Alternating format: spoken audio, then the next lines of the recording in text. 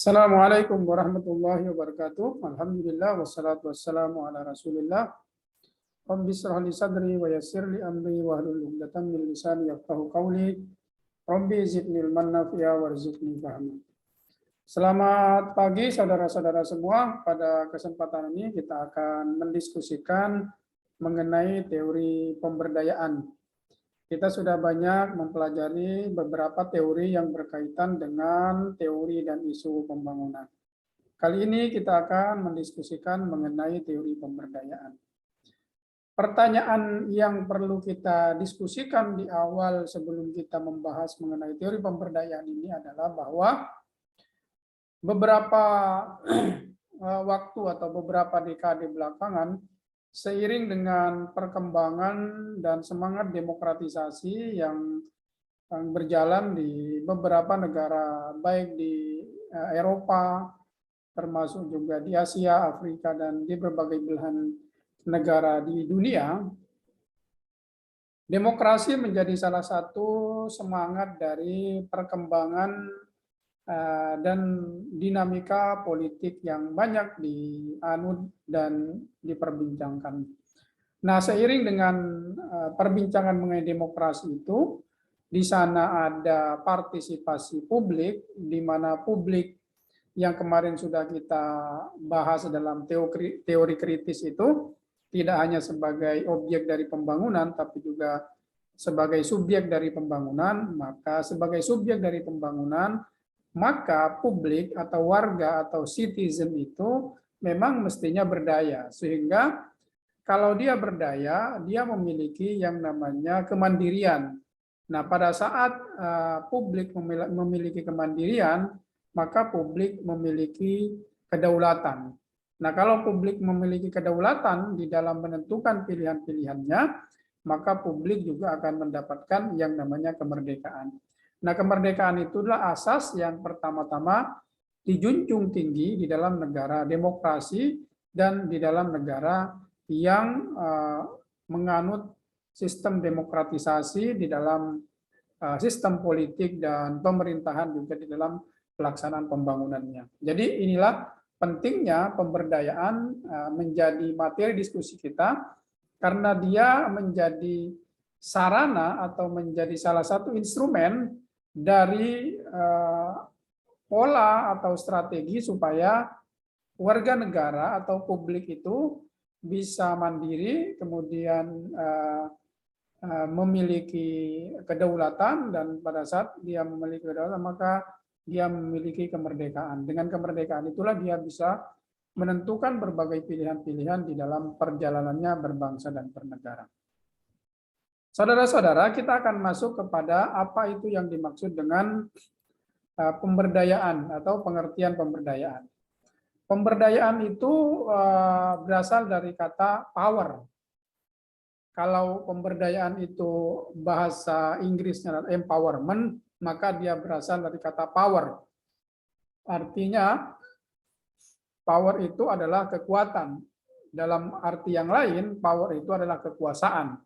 Makanya tadi saya di awal bicara soal kemandirian, kemudian kedaulatan dan kemerdekaan. Jadi orang yang mandiri adalah orang yang berdaulat, itu adalah orang yang memiliki power atau kekuatan di dalam dirinya. Empowerment itu adalah orang yang proses yang memberdayakan.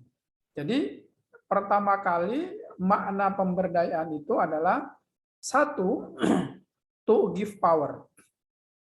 To give power itu adalah memberi dia kekuatan. Jadi orang yang sebelumnya tidak berdaya, orang yang sebelumnya terpinggirkan, sebagaimana dibahas dalam teori kritis itu, orang yang termarginalisasi hidupnya, kemudian orang yang tidak beruntung dan tidak bisa mengakses sumber-sumber kekuatan atau kekuasaan, baik itu kekuasaan politik maupun sumber-sumber kekuatan ekonomi, dia diberi kekuatan. Nah, kekuatan apa yang bisa diberikan? Pertama adalah to give money. Dia diberi uang. Artinya dengan uang yang dimiliki, dia bisa memiliki modal. Dia bisa memiliki modal yang digunakan untuk membiayai berbagai keperluan hidupnya.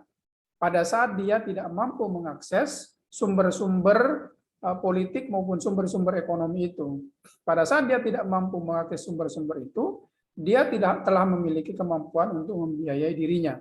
Itu yang disebut dengan to give money. Nah, uang itu akan digunakan untuk apa saja, nanti akan tergantung kepada kemampuan subjek, seperti dalam teori kritis itu, untuk memanfaatkan uang tersebut untuk berbagai keperluan. Apakah misalnya hanya untuk kebutuhan konsumsi, kebutuhan hidup sehari-hari semata, atau bisa jadi digunakan untuk membiayai kepentingan yang akan meningkatkan taraf hidupnya, seperti berpendidikan, memiliki keahlian, skill, dan seterusnya. Itu makna pertama dari empowerment, yaitu to give money. Nah, yang kedua adalah to give skill. Dia diberi semacam keahlian, kemampuan, dia dilatih. Dia dilatih untuk menguasai satu kompetensi, untuk menguasai keahlian. Maka dengan keahlian yang dimiliki, dia bisa bekerja, menghidupi dirinya, maka kemudian dia bisa berdaya. Nah, yang ketiga adalah to give authority, diberi otoritas dia. Artinya dia diberi kewenangan untuk melaksanakan sesuatu, untuk misalnya dalam konteks melaksanakan beberapa hal-hal yang sebelumnya dia tidak bisa lakukan. Misalnya dalam program PNPM Mandiri. PNPM Mandiri itu dulu adalah pelaksananya masyarakat yang diseleksi menurut ketentuan dan syarat yang berlaku. Nah, pada saat dia sudah memenuhi kriteria dan syarat itu, maka dia diberi otoritas untuk menentukan berbagai program yang berkaitan dengan program-program pemerintah. Nah, dengan otoritas yang dimiliki, dia bisa berdaya dan juga bisa memberdayakan orang lain dengan program-program yang dibuat. Nah, yang berikutnya itu adalah to give opportunity, dengan memberi kesempatan. Kesempatan itu perlu dibuka. Misalnya ada lapangan pekerjaan. Suatu daerah yang sebelumnya memiliki banyak pengangguran, kemudian masuk satu industri atau perusahaan, itu pada hakikatnya bukan semata-mata kegiatan investasi untuk menguntungkan pengusaha semata, tapi juga memberi kesempatan bagi tenaga kerja yang ada di daerah tersebut untuk memiliki kesempatan untuk bekerja di situ. Dengan dia bekerja di situ, maka dia memiliki kemampuan untuk menghidupi dirinya sendiri dalam hal ekonomi, karena itu dia akan berdaya.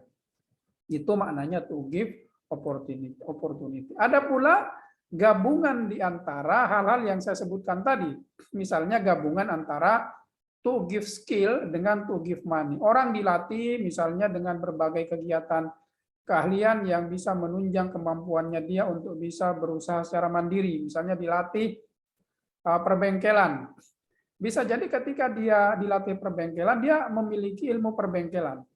Tapi ketika dia hendak dibangun atau dibentuk menjadi wira swasta di bidang perbengkelan, menjadi pengusaha perbengkelan, maka dia juga diberi modal. Diberi modal untuk bisa membuka usaha bengkel bila mereka tidak bekerja di perusahaan perbengkelan.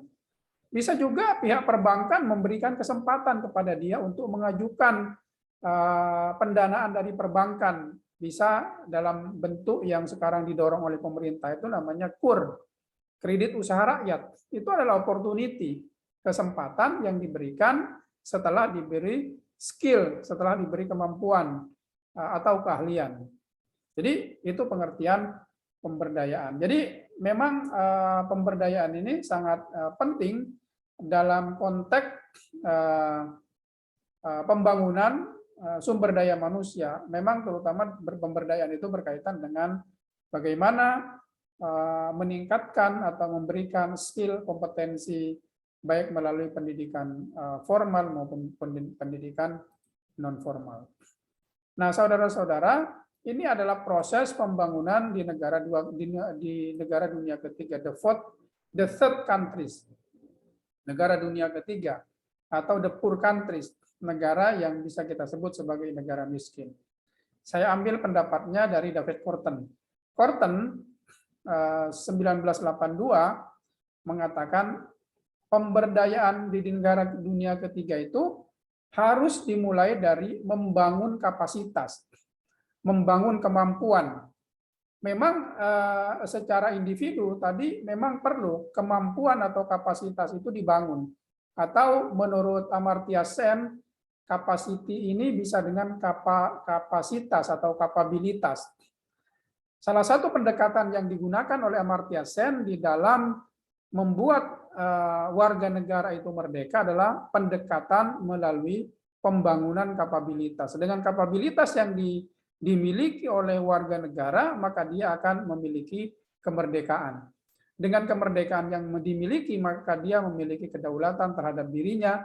Ketika dia memiliki kedaulatan dirinya, maka dia memiliki betul-betul sebagai makhluk yang merdeka. Jadi dengan kapasitas, skill, dan kemampuan yang dimiliki, dia memiliki kemandirian, maka dengan kemandirian yang dimiliki, dia memiliki kedaulatan, dan dengan kedaulatan, dia memiliki kemerdekaan. Dalam konteks negara juga begitu. Negara yang membangun pembangunannya, memberdayakan potensi negaranya berdasarkan kapabilitas dan kemampuan yang dimiliki, itu pada akhirnya akan menjadi negara yang mandiri, kemudian negara yang berdaulat, dan negara yang betul-betul merdeka. Nah, jalan kedua menurut Korten, pemberdayaan di dunia, di negara dunia ketiga itu adalah dengan menciptakan keadilan sosial. Adanya keadilan sosial, artinya apa? Keadilan sosial itu meratakan potensi ekonomi dan pembangunan yang ada, sehingga tidak ada sentralisasi, baik itu sentralisasi berdasarkan wilayah, sentralisasi berdasarkan kelompok, sentralisasi berdasarkan daerah atau regional.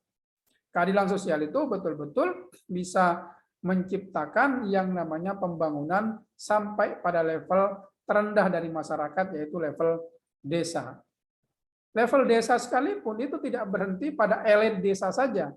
Elit desa itu adalah pemerintah desa, kepala desa, dan aparatur pemerintahnya. Tidak berhenti sampai di situ, tapi sampai ke level terbawah dari kehidupan masyarakat desa, yaitu masyarakat. Masyarakat itu terdiri dari individu-individu dan keluarga-keluarga yang ada di masyarakat. Itulah yang menjadi sasaran dari pemberdayaan yang berbasiskan pada keadilan sosial. Pemberdayaan juga bisa bermakna pemberian kekuasaan kepada pihak-pihak, institusi, atau lembaga yang ada di dalam negara dunia ketiga itu. Salah satu pendekatan di dalam pembangunan itu ada namanya institutional building. Pembangunan institusi-institusi, di mana institusi-institusi itu yang memiliki semacam peranan penting di dalam mendorong terjadinya kantong-kantong atau terbentuknya kantong-kantong pemberdayaan itu. Misalnya di level desa. Di level desa itu tidak hanya misalnya di PKK saja, tapi juga di level RT, di level dusun, di level Karang Taruna, di level kelompok petani, kelompok nelayan, dan semua elemen yang ada di dalam kelompok-kelompok masyarakat, bahkan sampai pada kelompok-kelompok pengajian itu memiliki kekuasaan untuk mendayagunakan skill dan kompetensinya sehingga mampu menciptakan kantong-kantong ekonomi baru, dan itu membuat masyarakat semakin berdaya. Nah, keseluruhan proses itu perlu memperhatikan yang namanya asas kemandirian yang berkelanjutan atau yang disebut dengan sustainability. Jadi asas keberlanjutan dari program pembangunan di negara dunia ketiga yang berbasiskan pada kemampuan, kapasitas, keadilan sosial, dan kekuatan-kekuatan tadi itu perlu mempertimbangkan asas keberlanjutan, asas atau sustainability. Jangan sampai sumber daya misalnya yang dimiliki daerah hanya karena ingin mendorong pertumbuhan ekonomi secara begitu cepat, tapi kemudian merusak lingkungan dan tidak ada pewarisan terhadap generasi berikutnya, sehingga generasi berikutnya tidak mendapatkan sumber daya yang adil sebagaimana generasi sebelumnya. Jadi itu menurut David Korten ada 4 prinsip dasar pemberdayaan di negara dunia ketiga, yaitu pendekatan kapabilitas, kemudian keadilan sosial, pemberian kekuasaan atau kekuatan, dan kemandirian yang berkelanjutan. Adapun strategi pemberdayaan masyarakat itu bisa dilihat pada 4 hal. Pertama adalah memberdayakan masyarakat sebagai subjek. Ini sudah kita diskusikan kemarin, bahwa masyarakat itu tidak hanya objek dari pembangunan, tapi juga dia sebagai subjek. Dia tidak hanya menjadi sasaran, tapi juga pelaku dari pembangunan itu. Pelaku, sehingga kemudian bagaimana orang yang dulunya menjadi penerima zakat, pada tahun berikutnya dia sudah bisa menjadi pemberi zakat. Dulu orang itu hanya menjadi penerima bantuan, tapi pada tahun berikutnya dia bisa menjadi pemberi bantuan. Jadi ada target, ada proses maupun strategi yang harus dilakukan oleh mereka yang menjalankan program pemberdayaan, sehingga orang yang diberdayakan dari tahun ke tahun tidak itu saja, tetapi ada perubahan. Yang kedua adalah mekanisme pembangunan yang lebih demokratis, di mana partisipasi publik di dalam pembangunan itu sangat ditekankan, seperti yang kita diskusikan di awal. Kenapa? Karena pada dasarnya mereka yang menjadi sasaran dari pembangunan atau objek pembangunan ini, mereka pula lah yang harus menjadi subjek atau pelaku, sehingga partisipasi itu harus dibuka sebesar-besarnya. Ada ruang yang terbuka sesuai dengan potensi yang dimiliki oleh publik, oleh masyarakat.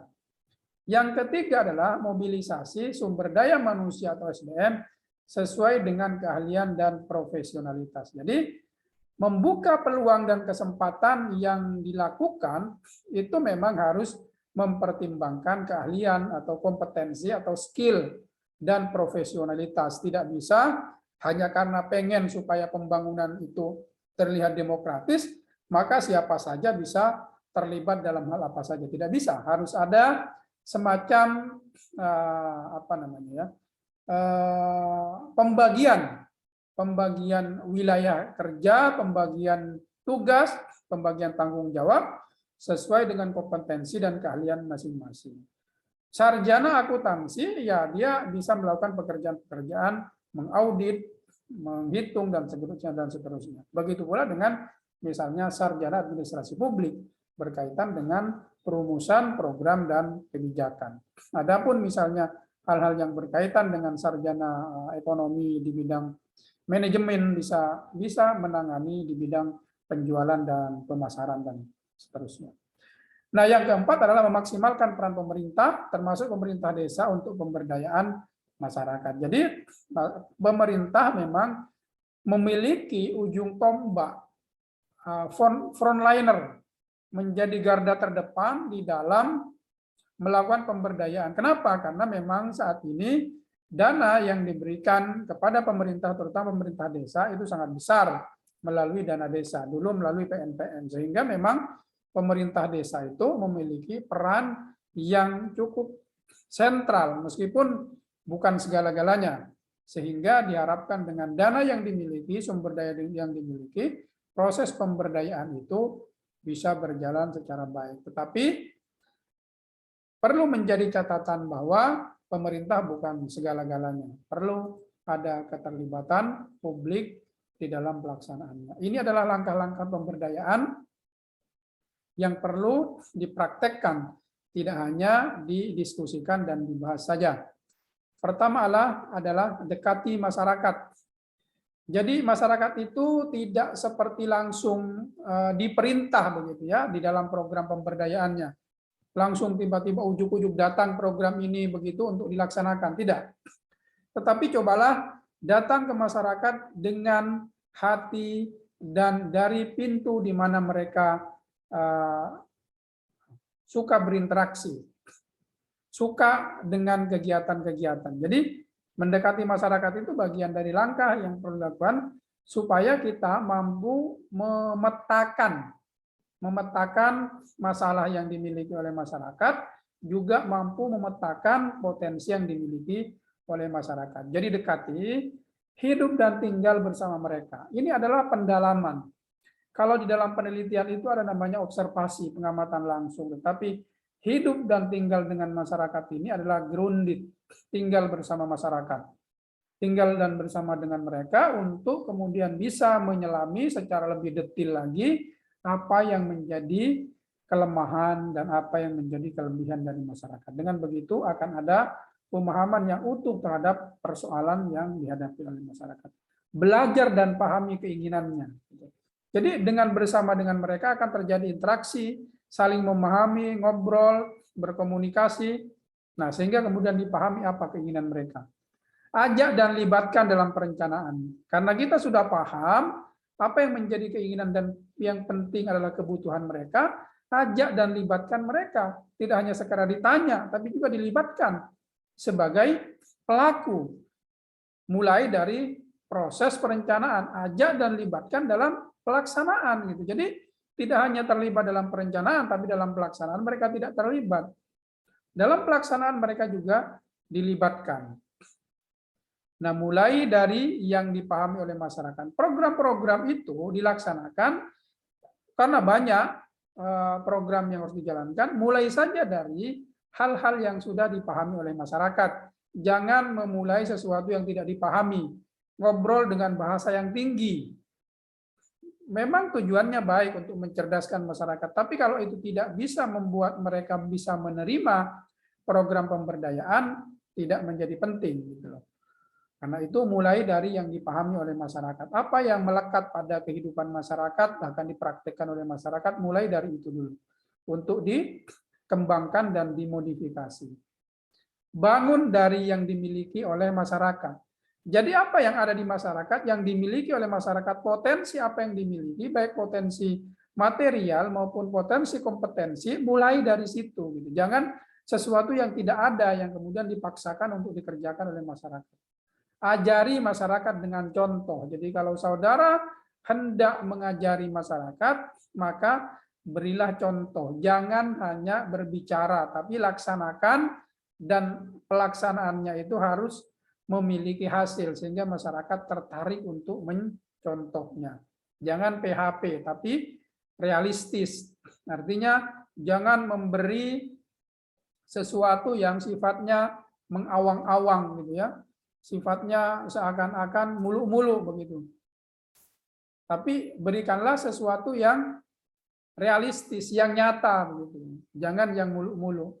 Biar sedikit tapi real adanya. Jangan cerita yang mulu-mulu tapi nggak ada. Jangan pesimis tapi optimis. Jadi ini yang harus dilakukan oleh mereka yang melaksanakan program pemberdayaan.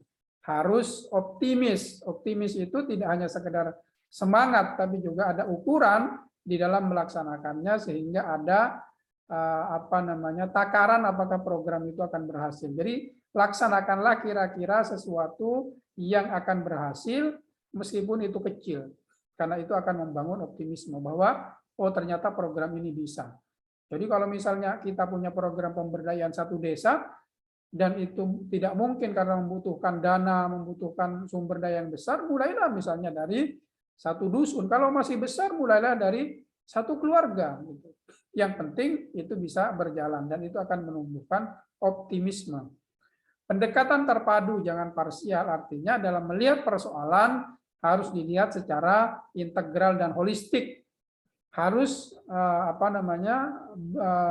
pendekatan atau pandangan yang menyeluruh, tidak sepotong-sepotong. Beri kebebasan untuk berkreasi. Jadi dalam pemberdayaan itu jangan sampai masyarakat dikekang, tapi berilah semacam kreativitas kepada masyarakat sehingga masyarakat bisa melaksanakan sesuatu berdasarkan inovasi yang dimiliki, dan itu akan menumbuhkan kemampuan bagi masyarakat untuk tumbuh dan berkembang sehingga menjadi masyarakat yang berdaya. Yang itu adalah tujuannya. Memang pemberdayaan itu tidak harus ada orang yang memberdayakan secara terus-menerus. 1 tahun atau 2 tahun itu sudah cukup, atau kalau bisa kurang dari itu, masyarakat sudah bisa mandiri dan bisa belajar sendiri, dan masyarakat bisa memberdayakan. Sehingga tidak lagi dibutuhkan pendampingan dari program-program yang dilaksanakan oleh pemerintah atau oleh kelompok-kelompok atau oleh perusahaan-perusahaan yang memang melaksanakan program pemberdayaan, misalnya melalui bantuan-bantuan sosial, misalnya pemerintah. Kemudian perusahaan melalui program yang namanya corporate social responsibility atau tanggung jawab sosial perusahaan, atau berbagai sebutan namanya community development, dan lain-lain yang itu pada hakikatnya adalah program yang ingin memberdayakan masyarakat, bukan program yang memperdayakan masyarakat. Memperdayakan masyarakat adalah memperdayakan supaya masyarakat tergantung kepada dirinya atau kelompoknya. Atau sebaliknya, masyarakat yang memperdayakan kelompok-kelompok atau institusi itu, bahwa dana yang dikeluarkan sudah cukup besar bertahun-tahun, tapi tetap saja tidak ada perubahan pada masyarakat yang diberdayakan. Masyarakatnya tetap tidak mandiri, masyarakatnya tetap tergantung, sehingga pemerintah atau institusi atau kelompok masyarakat itu diperdayakan oleh masyarakat untuk terus membantu dirinya tanpa ada kemauan dari masyarakat sendiri untuk berdaya dan mandiri membangun perekonomiannya secara lebih baik. Itu saja yang bisa saya sampaikan. Terima kasih. Wassalamualaikum warahmatullahi wabarakatuh.